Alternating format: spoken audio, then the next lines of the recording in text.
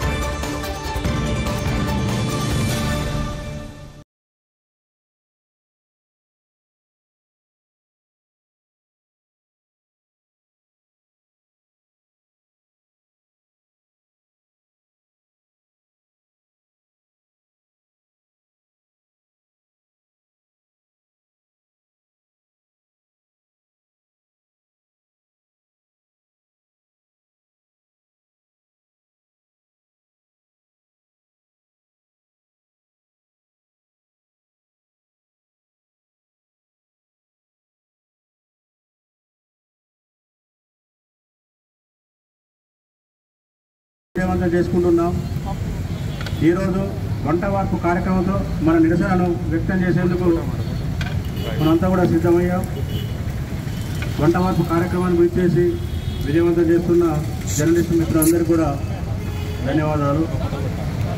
జర్నలిస్టుల ఐక్యత, జర్నలిస్టుల ఐక్యత। We want జర్నలిస్టుల ఐక్యత। సాధిద్దాం సాధిద్దాం సాధిద్దాం సాధిద్దాం।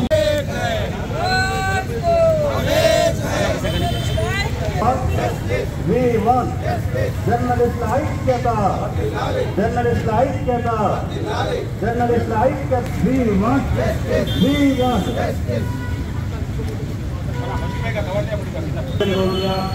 వివిధ రకాల కార్యక్రమాలతో మన నిరసనను తెలియజేస్తున్నప్పటికీ ప్రభుత్వం వద్ద ఎలాంటి స్పందన లేకపోవడంతో ఉద్యమాన్ని ఉధృతం చేయాలని మనందరం దయచేసి జర్నలిస్ట్ మిత్రులు రేపు ఎవరు కూడా రిటైల్ అవ్వద్దు, అందరూ అందుబాటులో ఉండాలి। ఎక్కడి ప్రోగ్రాం కూడా అవ్వద్దు। ఇక్కడి నుంచి మన జర్నలిస్ట్ ఐక్యత,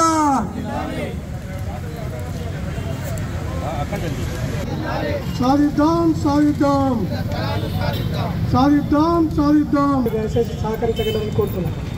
ఇక్కడ భోజనం చేయకపోని చెప్పి మనకు, ఎందుకంటే మనం ఇప్పటికే వృధా ఖర్చులు చేస్తున్నాం బాగా। మన ఇంటికాడ కూడా మన అన్నం వృధా కావద్దు।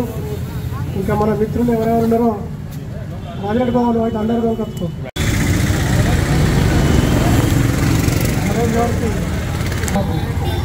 ఆనంద్ గారు ఇవాళ మీకు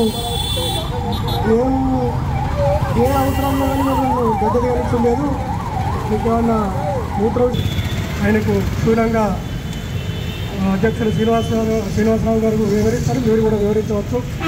దయచేసి అందరూ పార్టీలో ఖచ్చితంగా ఉన్నాం। మీరు దయచేసి నేరుగా ఉన్న వాళ్ళు తీసుకొచ్చి ఇవ్వాల్సిందిగా కోరుతాం। అన్న కొంచెం జరగరా ప్లీజ్।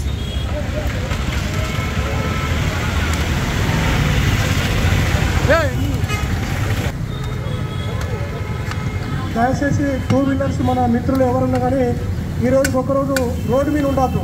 ఎందుకంటే ఇప్పుడు స్థలాల కోసం గత 30 సంవత్సరాలుగా ఎంతోమంది జర్నలిస్టులను ఎదురు చూస్తున్నాం।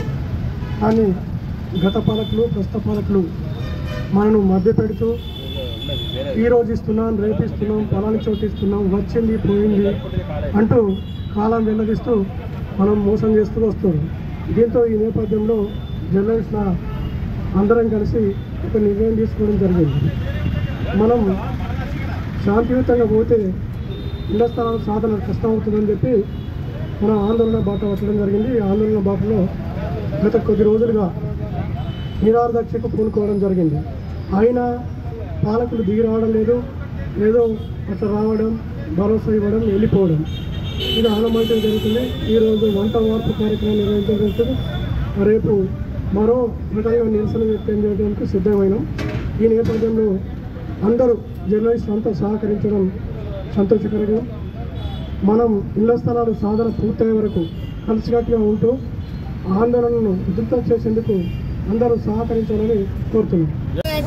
జర్నలిస్టుల ఐక్యత కొరకు ఇళ్ల స్థలాల కొరకు చేపడుతున్న నిరాహార దీక్ష 12వ రోజుకు చేరుకున్నది. దీనిలో భాగంగా ఈరోజు వంట వార్పు కార్యక్రమం దిగ్విజయంగా చేయడం జరుగుతుంది.